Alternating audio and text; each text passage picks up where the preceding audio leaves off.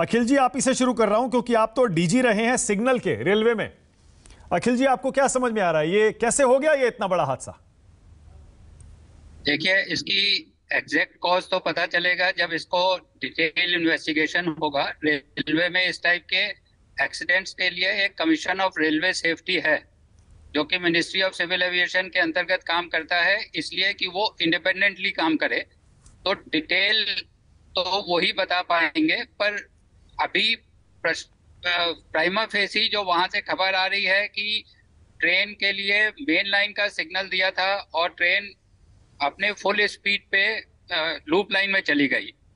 इसमें कहीं ना कहीं सिग्नल जो ग्रीन होना चाहिए था वो नहीं होना चाहिए था, उसकी जगह या तो येलो सिग्नल होता है जिससे ड्राइवर को पता चलता है कि उसको स्पीड कंट्रोल करनी है। वैसे भी सिग्नल में अपना जो उनकी इंटरलॉकिंग होती है वो बहुत ही सेफ होती है, किसी भी तरह से अपने आप उसमें गलत सिग्नल नहीं आ सकता है। तो इसलिए ये बड़े उसकी बात है कि हमें देखना पड़ेगा फर्स्ट इंफॉर्मेशन उससे सीआरएस से कि कैसे सीआरएस रिपोर्ट का वेट करना पड़ेगा।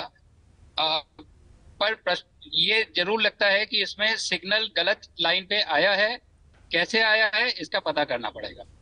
ओके, तो ये जो आप सिग्नल बता रहे हैं, सिग्नल क्या ऑटोमेटिकली चेंज होता है जब ट्रेन आती है तो? सिग्नल के लिए वहां पे एक स्टेशन मास्टर होता है, वो सिग्नल देता है, पर जो सिग्नल की इंटरलॉकिंग होती है वो इस तरह की होती है कि अगर कोई ट्रेन खड़ी हो तो उस जगह पे सिग्नल नहीं आएगा, उस लाइन पे सिग्नल नहीं आएगा। अगर कोई पॉइंट उस डायरेक्शन में नहीं है तो वो सिग्नल तब भी नहीं आएगा। ये उसकी इंटरलॉकिंग इंश्योर करती है ये बात। और अगर वो स्टेशन मास्टर सिग्नल देना भी चाहे, गलती से अगर वो प्रेस भी कर देता है तब भी सिग्नल वहां पे नहीं आएगा। ये इंटरलॉकिंग का ये काम है। एक बात आपको और बता दें, ये जितनी भी इंटरलॉकिंग है वो दुनिया के हाईएस्ट सेफ्टी स्टैंडर्ड है, सेफ्टी इंटीग्रिटी लेवल 4, ये उससे सर्टिफाइड होती हैं। लगाने से पहले पूरी तरह टेस्ट की जाती हैं। तो इसलिए ये आशय की बात है, बट इसको पता जरूर करना पड़ेगा सीआरएस की इंक्वायरी के बाद से कि ऐसा कैसे हुआ है। अब अखिल जी, आपको मुझे पता है कि आपने जरूर उसको स्टडी भी किया होगा। कवच का एक सिस्टम है जो रेल मंत्री ने खुद अभी 2-3 साल पहले ही बताया था, अभी हाल में बताया था, बल्कि शायद पिछले साल की बात है, कि कई जगह उसे लगाया जा रहा है जिससे एंटी कोलिजन डिवाइस कह लीजिए उसे, जिससे ट्रेनों की टक्कर अगर सिग्नल में कुछ खराबी होती है तो भी नहीं होगी। तो शायद मेरे ख्याल से जहां तक रेलवे ने बताया है, इस स्टेशन पर इस इलाके में वो डिवाइस नहीं लगा हुआ था। यही ममता बनर्जी भी सवाल उठा रही हैं। क्या ये बहुत महंगा होता है? क्या सारे स्टेशनों पर सब जगह इसे लगाना बहुत जल्दी संभव नहीं है क्या?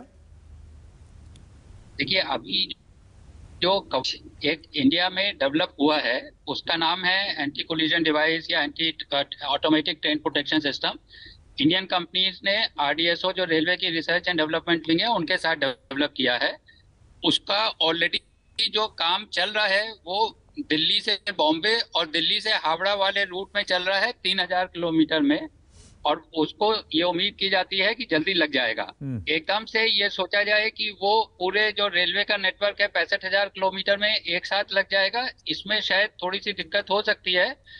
पर ये जल्दी लगाया जाए ऐसी सब कोशिश कर रहे हैं, इसीलिए उसको दिल्ली से हावड़ा और दिल्ली से बॉम्बे वाला जो हाई स्पीड रूट है जिसमें राजधानी शताब्दी एक्सप्रेस वगैरह चलती हैं उसमें सैंक्शन किया गया है और उसमें लगाने की बहुत जल्दी होने की उम्मीद है। ओके, अब अखिल जी देखिए, छोटा मोटा हादसा नहीं है, इसीलिए आपको क्या समझ में आ रहा है, इसकी जिम्मेदारी किसको लेनी चाहिए? 261 लोग मारे गए हैं, 261। अखिल जी,